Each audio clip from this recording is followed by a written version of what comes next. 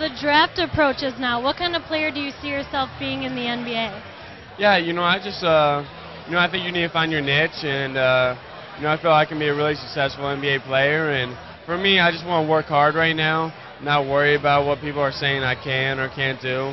And just when the time comes, I want to be prepared, whether it be for individual workout for an NBA team or anytime I get an opportunity. So I just want to be ready for it.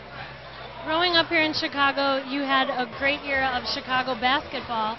So tell us the influence that Michael Jordan had on you and Phil Jackson's team. Did that influence you at all? Yeah, well, I was really lucky to be born in Chicago during the stretch, of the 90s. Not many kids can say that. I was so lucky. So to be able to watch the best player in the world play and one of the greatest teams play. So the one thing I loved about those teams is the way they moved the ball and played together as a team. And since then, I've always wanted to play that way with my teams. Have great connections on the court and really great passing.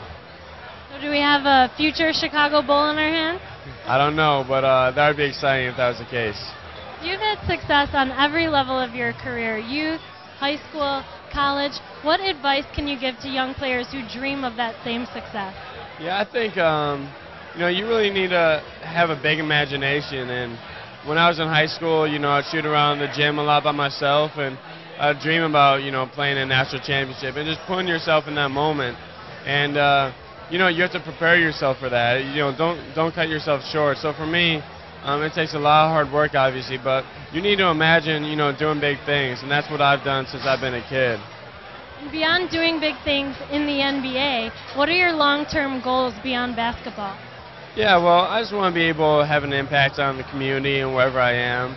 I've had a great opportunity being at Duke and having a little more people know me, where I'm in a position where I can give back. So that's something, whether it be coaching, teaching.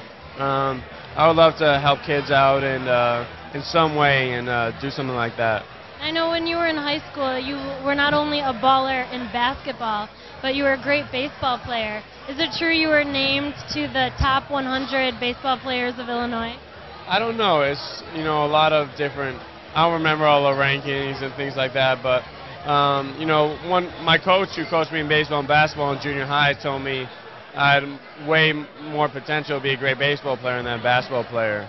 And, I love playing baseball, but I had to give one up, and I just love basketball so much. So I really enjoyed playing baseball. I was a lefty batter, and I was a pretty wild pitcher, but that wasn't my future. So growing up, you're the youngest of three. You have two older sisters. How did you get so involved with sports? Were they athletes as well?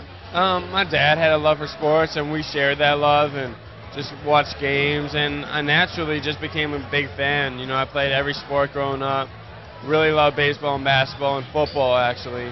And by the time I got to about junior high or high school, I figured out I'm kind of good at the sport and kept going with it. So being a big sports fan, who are your teams? Oh, well, I've always been a Chicago guy, so the Cubs and the Bears I love and watch all the games. I watch every Bears game. There's so many Cubs games, I don't get to watch them all. But I've always been a Bulls fan growing up, and really I'm a Chicago guy.